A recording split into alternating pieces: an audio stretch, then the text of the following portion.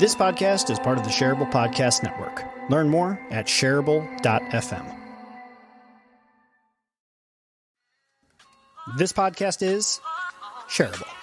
I'm your host, Jeff Gibbard, commonly known as the world's most handsome strategist and professional speaker. I'm also a superhero.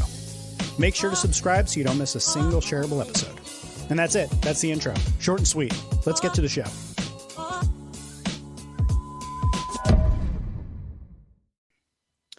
Welcome back to Shareable, my lovely listeners, you good-looking people. Today, my guest is Aurora Winter. She is a best-selling author, most recently putting out a book called Turn Words into Wealth. She's a TV producer, media coach, ghostwriter, and successful serial entrepreneur. Wait, there's more. Aurora uses her filmmaking expertise and neuroscience to help people communicate and get results, whether it's raising 7 figures for a startup, negotiating for a raise, or enrolling a new client. So if you have ever wanted to write a book, which I have just recently done. It's a very, very difficult thing to do. Become an in-demand speaker or communicate more effectively. You'll definitely want to stay tuned for this episode. And today we're going to talk about how to use words to build a movement. That is the agenda for today. Aurora, you are here with me, and we're going to solve all of the world's problems in the next half hour to 45 minutes. Woohoo! Well, I love it, Jeff. I love that you stand for a movement because like you say, we cannot do it alone, but together, we can change the world. We can make it better. We can make a difference. Yeah. And I am 100% behind that. So I'm glad to have you on to talk about that, to share some tips and tricks and tools for how to do that. Your background is going to be really, really useful in us doing this. So anything that I missed in introducing you, what did I leave out? Is there anything else people need to know to contextualize today's conversation? I think that's all they really need to know. Okay, good. More good. Coming soon. Great. So let's start here. Neuroscience. Immediately when I hear it, I think there are 2 different types of people that use that word. There's people who don't have any idea what neuroscience is and they use it because it sounds fancy. And then there's people who actually have looked into it and understand what it means to understand neuroscience, to implement and utilize things that you learn about it in your everyday life and to do the things you're trying to do. So let's start here. What do listeners need to understand about neuroscience? What is it? How do humans work? What do we need to know?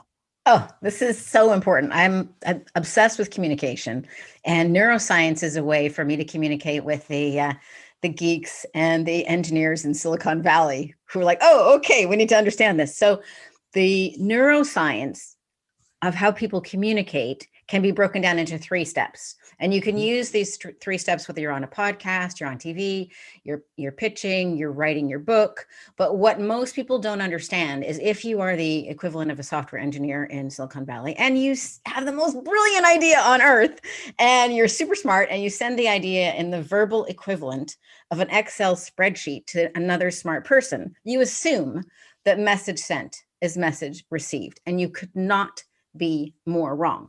Just like as if you had gotten a file in an email that appears to be an Excel spreadsheet. If you don't know the person, you're not going to be opening that. Who knows what could happen to your computer? So our brains work the same way. The most expensive thing for us to use is our brain. It requires so many calories and so much fat to just process information. So there's a filtering mechanism. Of course there is, just like Gmail, only it's in your brain. And you need to understand this so that you communicate in short sound bites. So the first step is to understand the croc brain. There's the midbrain, and then there's the cerebral cortex. Most of us who've gone way too long to university just assume everybody is communicating with their cerebral cortex. Wrong answer. So first you need to understand the croc brain, or the ancient reptilian brain. It's looking for something new, something sexy, something to mate with, or something to eat, or something juicy you need to tangle. That's that hook. That's that I've got something for you. Let's start a movement, that you said. Mm-hmm. So just to use neuroscience to explain this, I will make a little image and a story, which is, imagine that you're a knight on your white horse and you've got a very important message for the king and queen. Can you just trot up and deliver it to the king and queen? No, they're not standing outside the castle. There's a moat and there's crocodiles in there. You have to get by the crocodiles. If the crocodiles go, okay, this looks interesting, there's something there, then the drawbridge come down. So then you can trot in on your horse. But are you talking to the king and queen? No. You have to deal with the midbrain, which is all about relationships and status. It's about who is this messenger from? Who sent him or her? Who else has listened to this message? Is this somebody Cool. Who's on a cool podcast like Shareable with Jeff? They must be cool.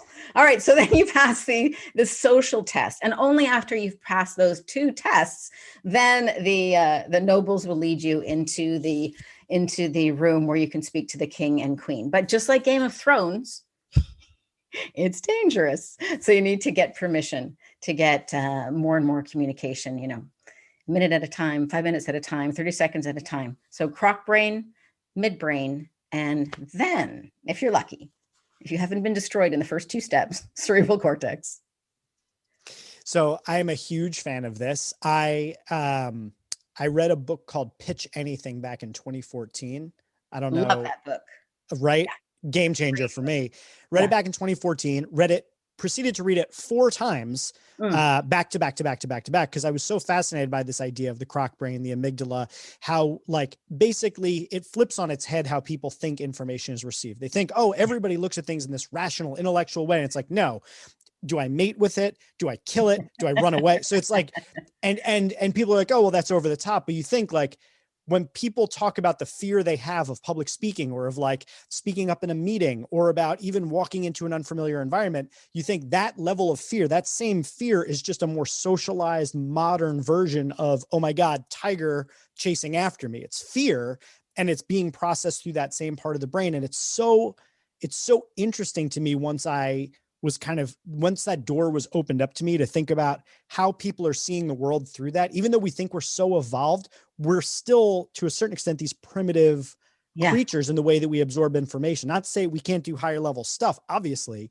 but it's just amazing to think that that's how so much information is processed. Yeah, I love that book by, I believe it's Oren Klaff. Yeah. Is a great book too by Robert Cialdini. Yeah, Robert Cialdini, a big fan of that one as well. Big fan, yeah. So this is so important for us to understand, because once we know that there's at least those 3 steps, then you can break it down and then it becomes shareable. Whereas otherwise it's just like so much noise. The other thing is, I think we like to think that we make decisions rationally, but we're actually telling ourselves a lie. Most decisions are made emotionally and then very quickly justified rationally, so quickly that we pretend to ourselves that, no, we bought the Tesla for completely rational reasons. Oh, totally. Yeah, no, there was no emotion. That's actually such an interesting point, just at the highest level there baked into that, is that we assume so many of our decisions are rational when like 90 some odd % of them or more are emotional that we rationalize. Exactly. Well, what's really cool? Give a little backstory. I took my MBA in 2014, 2015, and one of the focuses was neuroscience. So we took a deep dive and had all the gear on our brains and stuff like that. But I used to sell boats. They were about like between $100,000 and $250,000. So it was one of my businesses in one of my past lives. And initially I told people all the features about the great boat and all the features of this tax shelter that we designed and all But what I actually realized when I stopped being a university student, being so analytical with all my excitement about numbers, and realized, no, actually people just want an excuse to buy what they really want. They want the boat. The tax shelter or the charter business or the fill in the blank is just a rationalization that we use to ourselves to justify getting the boat, the Tesla, the house, whatever we want. And the other cool thing, this is what I was going to say, is that you can actually not make decisions rationally. And here's why. Go on, say more about that. Because that part I have not heard before, that you can't. I would assume that's minimal number of them. You actually cannot. And here's why. It has to be filtered through some kind of values. What are values? Values are our choices of how we feel, or default settings of how we feel about different things. There's actually not a wrong or a right choice to get married or not to get married, to buy a house or to rent, to buy a boat or to buy a Tesla. There is actually no way to mathematically come up with that answer, because they've tried it with computers. But unless you filter it through values, you cannot make a decision. So our emotions, which sometimes trip us up and can be extremely bothersome things, They're actually how we live our lives, right? We need to first tune into what our values are. And what are values? Values are things that when they're offended or when they're not met, you feel like shit. And when they're fulfilled, you feel great. So your feelings are like a compass. And only through filtering through feelings can you make a logical choice. I know, isn't that amazing? No, I love it. And what's interesting about it is that actually just yesterday, I finished watching a video on YouTube by Veritasium. I don't know if you've ever followed that YouTube channel. It's a lot of like science and mathematics, and it talks about a big problem in mathematics. And it goes really deep down this rabbit hole that, quite honestly, like if we get too far down that, we won't get to the rest of our stuff. But I'm going to send it to you. And it matches up because we tend to think of rationality and logic as these sort of perfect structures. But even math isn't a perfect structure and has issues where there is not a perfect solution to everything. Sometimes math falls apart. So it's fascinating. I'm going to send it to you. I feel like you're really going to love it. You probably geek out on this sort of stuff like I do geek out on this kind of stuff. Send it to me. I love it. I will. So I want to go back to your spreadsheet example, because in my book, The Lovable Leader, due out January 2022, I talk about communication as being like the leader's most important tool. And I'm probably sure that you agree with me on that. Absolutely. And I posit that communication has really three different functions. There's to inform, to influence, and to inspire. Those are the three eyes of communication that you can accomplish with. And I would say that the most important thing about communication is clarity, that essentially when you are sending a message, you want to do everything in your power to ensure that the intent that you send it with and the outcome that you're looking for it to have is what is received. So your example of the spreadsheet is very, very pertinent because when I receive a spreadsheet, I'm like, I don't know what I'm looking at. Like it makes my head hurt. And that's why I think there's such power in story, and why story is such a great connector between two people, because it allows us to bake in things like values, like you're talking about. It allows us to bake in things like outcomes and objectives and movements and things that we want to accomplish. So I was hoping we could talk a little bit about story, because I know that that's something that you talk about. Actually, I have a number of things in our early correspondence that like triggered for me some like, oh, we have to talk about this, for instance. And this is what I want to lead into the part about story. In our correspondence, you wrote, words are the key to launching movements. And I am just so interested in that statement because I'm a big fan of words and communication. So let's talk about neuroscience and story and stories and movements and how all of these things fit together. So can you kind of give a primer on taking us out of neuroscience or continuing on that thread into the importance of story in leadership, movement building, and just generally living a better life? Absolutely. Well, stories are the DNA of humanity's wisdom. Stories are as important as the double helix of the DNA. We have gotten so in love with data that we think everything can be crunched as a number. But people don't remember numbers. Numbers don't stick in our heart. And as we mentioned, you cannot make a value decision. You cannot make the correct choice without filtering through some kind of value. And so stories stick in our hearts and people remember them. So they're the best way to launch a movement. And so, you get really clear. You've just finished writing your book, The Lovable Leader, inform, influence, inspire. So that's snappy, right? We can really remember those 3 points because of the alliteration. But I might not remember those 3 words tomorrow. But when you tell me a story about how, you influenced somebody or somebody influenced you, I will remember that story. And here's a quick way for everybody to really notice that this is correct. How many people listening to this right now can remember all 10 of the 10 commandments? There are only 10 versus how many stories can you remember from the Bible? Point made. Most people cannot even name half of the 10 commandments, even though probably they were drilled in multiple times. But most people know many stories from the Bible, right? We remember the stories. And when you talk about movements, I'm going to hear your movement. I want you to share a bit more about your movement, although maybe we could save that. People connect with the reason of launching a movement because of stories, right? Tell me about the movement that you would like to launch, that you are launching. Yeah, so I want to talk about that, but I first want to come back with just one quick thing about that as a follow-up question.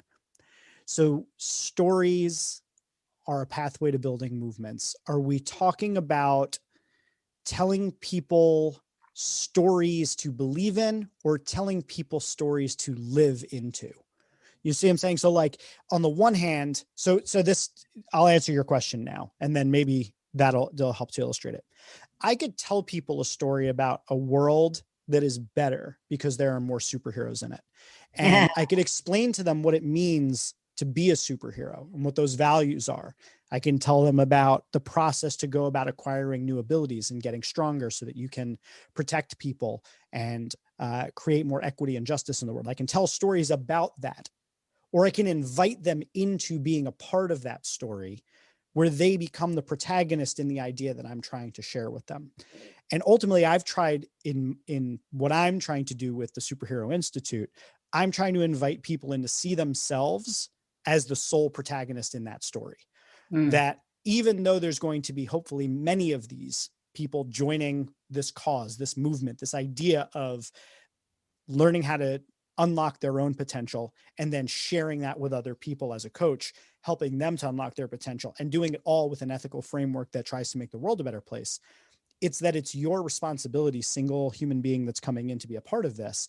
And I want to talk to you about what's important to you and align that with the values and the goals of what the Superhero Institute is about. So we're a tool for you to tell your own story about changing the world. See what I'm saying? So like, I think when we hear story, whenever that comes up in storytelling, it's come up on this podcast a bunch. It comes up in marketing conversations, sales conversations. I think it gets a little bit buzzword bingo for some people. They're like, oh, storytelling. But when we talk about it from like a neuroscience lens, and when we talk about it from movement building type of lens, we really have to see that we can't do any of that without story. Like we cannot transmit data to one another in binary code of ones and zeros. And in order to get people excited about doing a thing, they have to be able to see themselves in it. So when I think of story, I'm typically thinking about, how do I touch somebody else's identity? How do I get into what makes them tick? Specifically, not about what's important to me, but tying what's important to me with what's important to them. Right. And without a story, there is usually no emotional charge.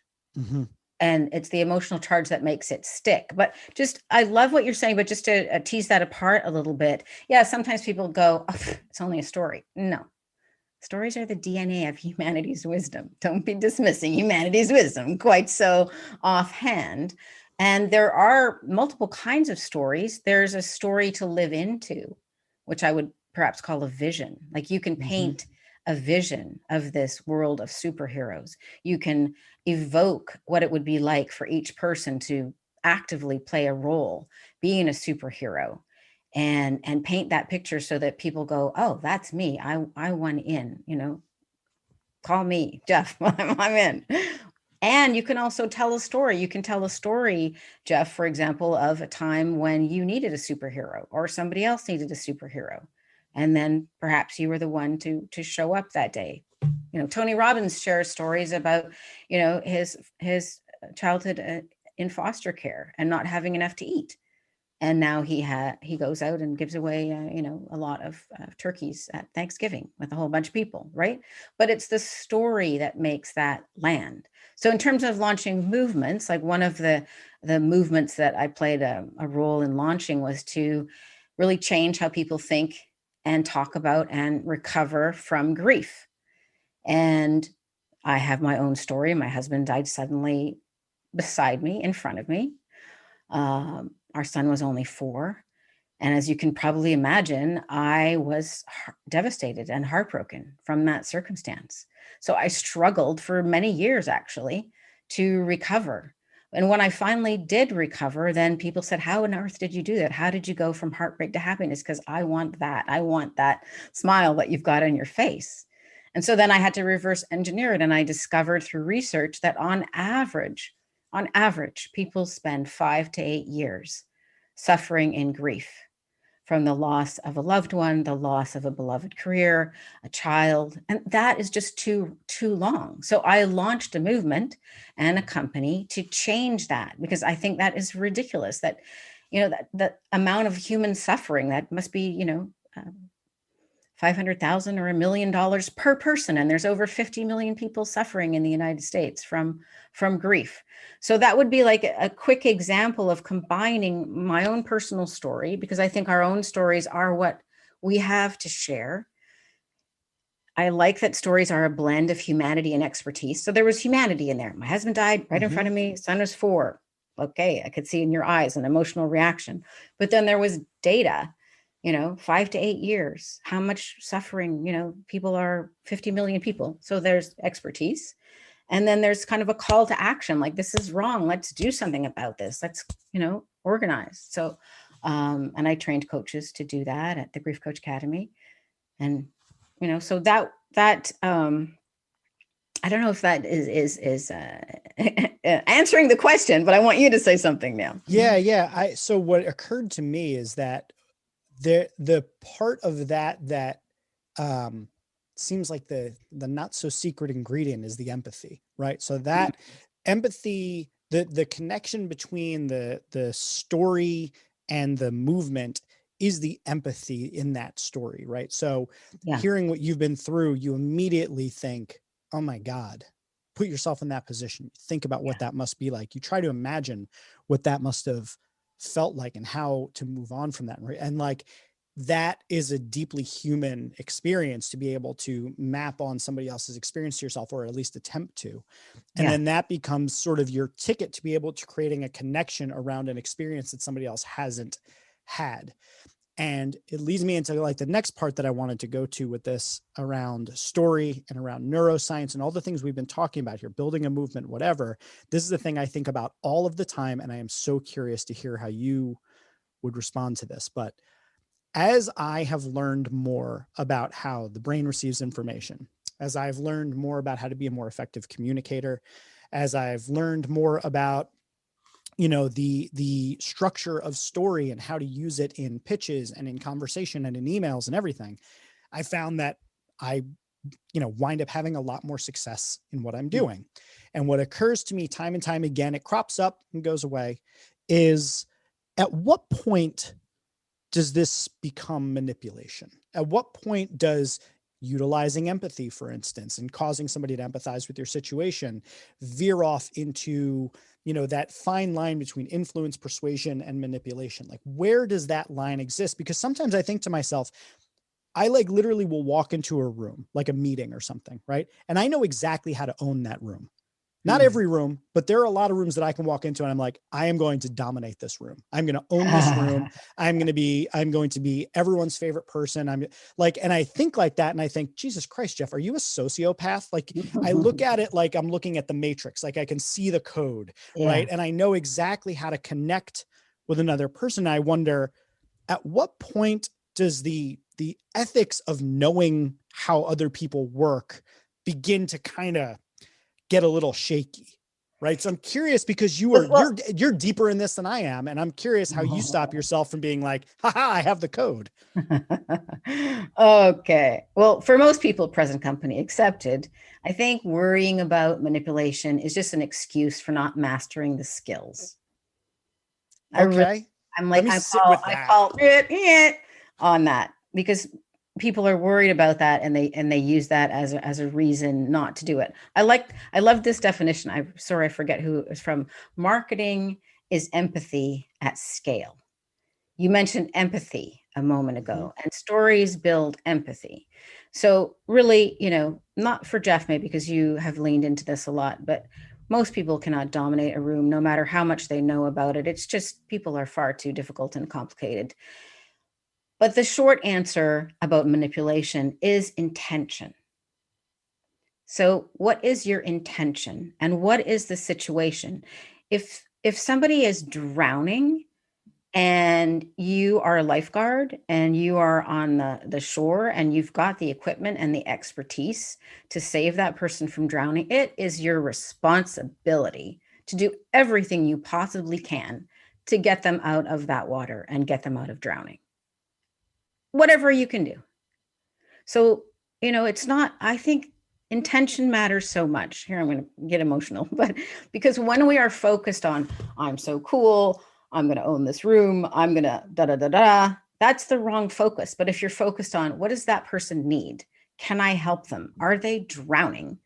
Then use all your superpowers to help them. And the sky's the limit. The sky's the limit. Like, there's a humongous planet with billions of people who need our help from those light bearers who care. And I think the more of us that just put down this whole icky feeling about marketing or other things and do everything in our power, and then we'll say, oh, I guess we're not superheroes yet. But I could just add a PS to that, because my intention is to be completely authentic. One of the reasons why I have shifted to helping people with their businesses and their books is because I got tired of talking about grief. And I did have moments on television where my mouth was running and I wasn't present. And I'm like, oh, that's not good. That's not good. You're telling that story automatically. That's not good. We can't have that. That's no good. And so when I was beyond when I completely healed from grief and it wasn't alive in me anymore, then I didn't think I was the right leader for that movement anymore. But the movement still needs leading. So go change how you think about and heal from grief. Yeah, I like that. It's a little bit of the permission that I think is required for people that want to go out and do big things. And obviously we can't say that all big initiatives and big things you want to do and everybody thinks they're making a positive impact. Obviously not everybody is doing that, like I'm a big superhero fan. So like I always get wrapped up in like the difference between like the deontological ethics and the teleological ethics of Spider-Man versus Iron Man. So is it the intention or is it the outcome? And I can get totally wrapped up in that whole conversation. So, for me, I think giving ourselves enough slack to say, like, we're out there trying to make a difference in the world. It's okay to try and influence and persuade people to come along with you, even if it's using story and using empathy and using all the different tools at your disposal. If you're out there trying to do the right thing, like, just go out there and try and do the right thing. And that's the best we can all do as humans, I guess. It's not only okay, it's necessary, and it's boring if you don't. Fair. Right? Okay. So stop boring people by sending them Excel spreadsheets and instead entrance them with your stories. And if you're making up stories and you're lying, then I think you've crossed a line. That's but fair. If you're telling a clear line. Here, let me tell a completely different story to give you another example. So, like many would-be creatives, when I got to university and I told my father, hey, I'm going to major in English, he said, as many fathers would, don't be ridiculous, do something sensible. So I studied economics instead. And, and I put aside my dreams of becoming a writer, even though I'd wanted to be a writer all my life since I was 9 years old. And I read C.S. Lewis's, Lion, the Witch, and the Wardrobe books. But I did something sensible instead. But then decades later, I still really wanted to be a writer. And I found a way to combine, being an entrepreneur and being an author. And I've written a half dozen books now. And so I am really interested in starting the movement of giving permission to people to write their books, to care about their journals, to honor their own stories, to share their own stories. What else you got? Right? And we're all going to die. You don't even know. It could be tomorrow. It could be a decade from now. But, my mother died quite recently. And when she passed, I was grateful for two things. I was there when she took her last breath, which was right, because she was there when I took my very first breath. And I was also grateful that I'd interviewed her several times, a number of months while she was still energetic before she died. And so I've captured, those stories from her growing up in the 1930s on a homestead in Alberta without, electricity or Wi-Fi or iPhones or even any kind of a phone, and no fridge. They had to cool the milk in the running, stream nearby before the milk guy would pick it up. Yeah, and selling that milk and cream was their only way to have cash during the Great Depression, because you could sell these things, and that cash, bought them this flour and the sugar and the other things that they couldn't grow on the farm. I mean, all the details of the stories I have because I interviewed her, and it's on audio, and I shared it with my family, and now I can turn it into a book if I'd like. So there's a few stories, and you learn more about who I am and why I care so much about helping others capture their own stories. I am so into that part of what you just said about stories being such a great way of helping people understand it, like contextualizes, right? Like Yeah. I've told a story a number of times on the podcast and in various different forms where on my last day of high school, my mother was in a catastrophic car accident and was in the operating room for 8 hours, got like 9 pints of blood, traumatic brain injury, was never the same after that. And even if I tell you nothing else at all, just that fact, she survived. If I tell you nothing else, you now know something about me that contextualizes certain parts of my values or behaviors. And I love that part of getting to know people. So like when I walk in, when I'm a big fan of like getting to know people one-on-one, which is why I love these podcasts. Like I get to meet people and talk to them and like learn about their stories. And I just love hearing about people's past and the things that have happened to them and how it shaped who they are and why it shaped their certain values. So I'm 100% with that. And as far as everybody writing their book, I am with you in theory of like everybody telling their story, but having just written the book and loving writing myself, I would be shocked if the majority of people could go through that birthing process. You've written 6, which is absolutely shocking to me. I've got 4 more planned, but I'm like, oh geez, when am I going to get to those? Well, I have a hack for that. I have an easier and simpler way. Yeah, let's like, we only have a few minutes left to chat. Let's go into some like real practical tips just to wrap things up. Let's talk about some communication tips, some hacks to like, write more effectively, because obviously you write a lot, or, even if there's anything you can give us about, I don't know, like, so for instance, I like I mentioned, I walk into a room and I feel like I can own that room.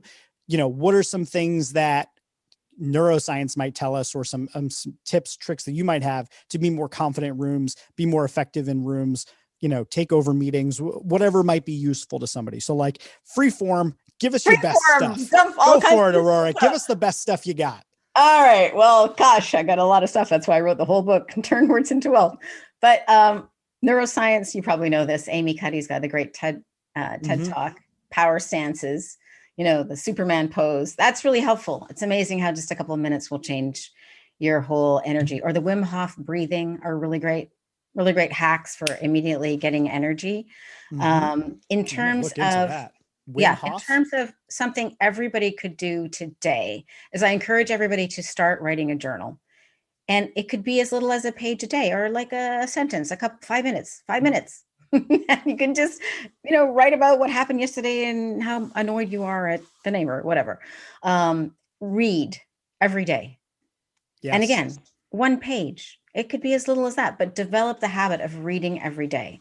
And then the third habit that I urge you is what I call radical review. So I'm calling it radical reading, radical writing, and radical review. So you're jotting in your diary. It's only for you. It's not for publication. You're not writing a book. You're just writing.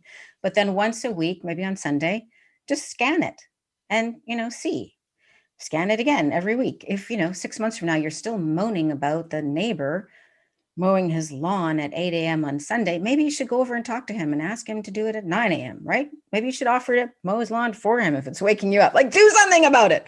So what I noticed when I read my diary, I noticed all the prayers that had been answered. And I wasn't properly grateful because 6 months later, I'd kind of forgotten that I'd prayed for something 6 months earlier. But when you actually review your life, you'll see all the miracles that are unfolding, or you'll see all the trouble areas that you could take action on.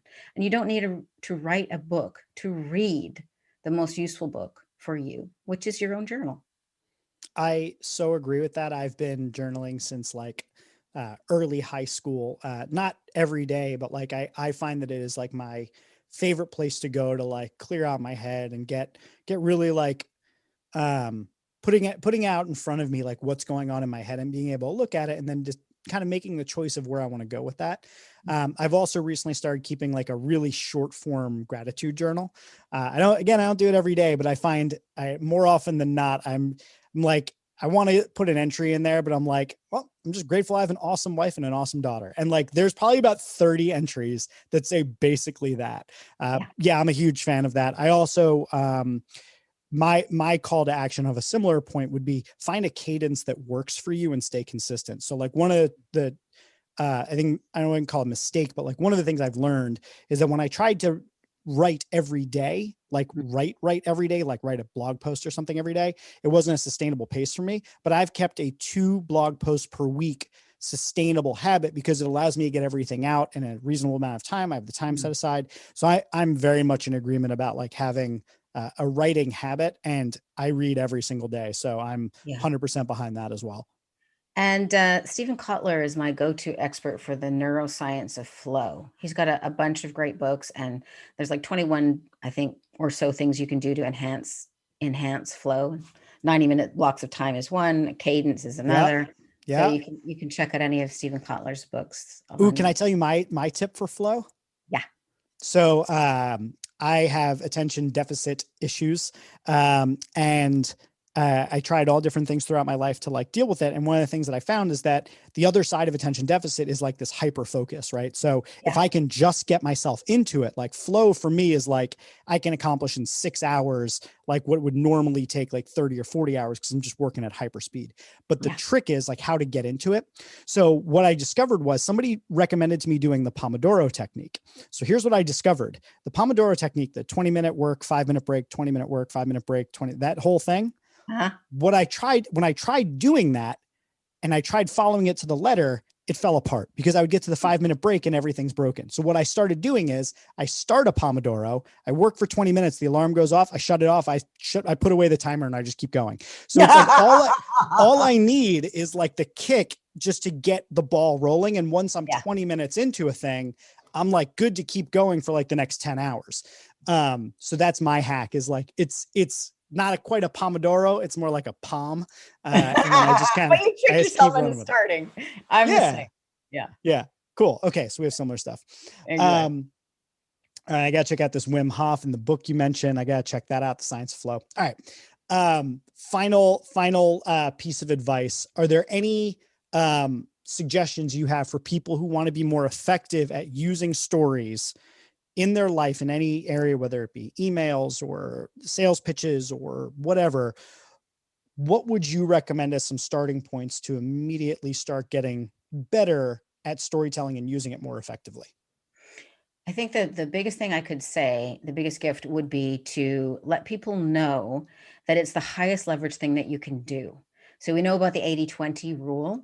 Well, if you take the top 20% of that top 20%, it's the 4%, 64% rule, or the 4% of what you do will create the majority of the value. And if you're launching a movement like Jeff, communication is in that 4%. Okay, so it's really valuable to focus on it. Second thing is to know is that most people do themselves a disservice because they don't allow time to master and learn a new skill.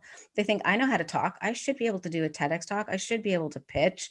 And they don't allow any time to learn. But I'd rather that people understand that pitching or storytelling is a lot more like the difference between ballroom dancing and walking that talking to pitching. So give yourself time. You know, when you watch ballroom dancers, that it's choreographed, that they've practiced for hours to make it look effortless. And it's the same with storytelling. Steve Jobs practiced for 3 weeks before the Apple launches. Why? Because it mattered. And so do yourself a service, lean into practicing it, and then tell stories everywhere. Tell stories when you're in the lineup at Starbucks and see when the person glazes over or when they lean forward or when they tear up. Just practice, practice, practice, and then take some training. You can read books about it, like the book that we mentioned earlier, Pitch Anything. Yep. You read my book, Turn Words into Wealth, Stephen Kotler, The Art of Impossible. Practice, practice, practice, learn, and do yourself and the world a favor by becoming all that you can be. And storytelling is part of that. Love it. Love it. We are like so simpatico. We're like celestial siblings or something. You've been a phenomenal guest. I want to give you a period in the show right here to talk all about yourself, shamelessly promote yourself. You have earned the right to just boast and tell people where they can connect with you, where they can buy anything that you sell, or just it's your time in the show. So just go nuts. Tell people all about it. Thanks, Jeff. Well, if people want to connect with me, LinkedIn is actually the best. Okay. So LinkedIn/in Aurora Winter, AuroraWinter. My website is Aurora Winter My most recent book, Turn Words into Wealth, is available on Amazon, Apple, Kobo, and wherever books are sold. So grab yourself a copy. And what I specialize in is I specialize in helping those people who are up to something. They're launching a movement, they're launching a business, and they are ready to get, VIP executive help with their stories. And then what I do is I interview them. I call it the spoken author method. It's how to become an author without that painful process that you just went through. So I interview people and structure the book for them, and they actually have fun. And then they leave all the hard work to me and my team. So that's something that I really love to do. I've helped people pitch. A lot of people have come to me with a good idea and no capital. And after they've taken my training, they've raised 7 figures of capital, and they've gone from 12 people on their team to 400 people on their team.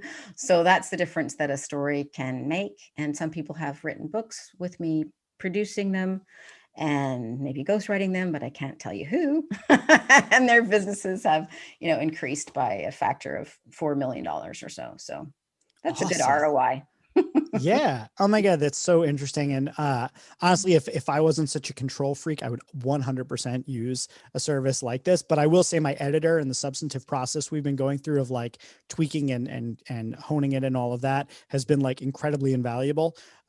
So I fully support services that you're offering where people can kind of say, I have this big idea. I don't know how to talk about it. I'm not good at the story part or the structure or whatever. Just here's my big idea. Help me make it happen.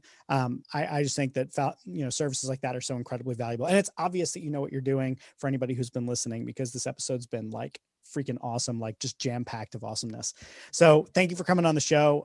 Thank you listeners for tuning in. I hope you got a lot out of this. I know sure as hell I did.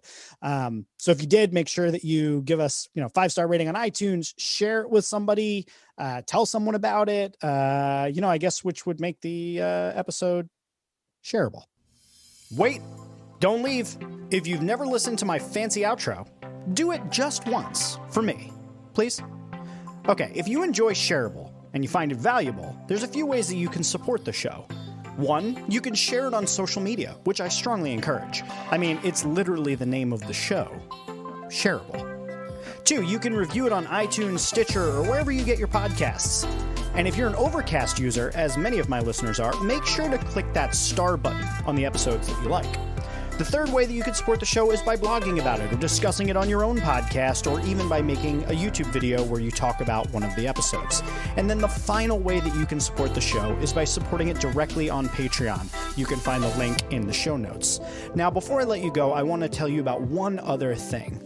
You see, Shareable is just one of many projects that I'm working on at any given time. I've got another podcast called Rogue. I do a live streaming show every week called The Heroic Council. I've got a blog where I release a blog post twice a week. And if you're looking to keep up with all sorts of different content that can help you grow and become a superhero in life, I want you to check out jeffgibbard.me. That's where I list all of my current projects and projects that are coming up in the future, including my forthcoming book, The Lovable Leader. It would mean a lot to me if you could go and check out some of the other things I've worked on, because I put just as much of my heart into those projects as I do into Shareable. Thank you so much for being a listener. Thank you for being a supporter, and I hope to see you here on the next episode of Shareable.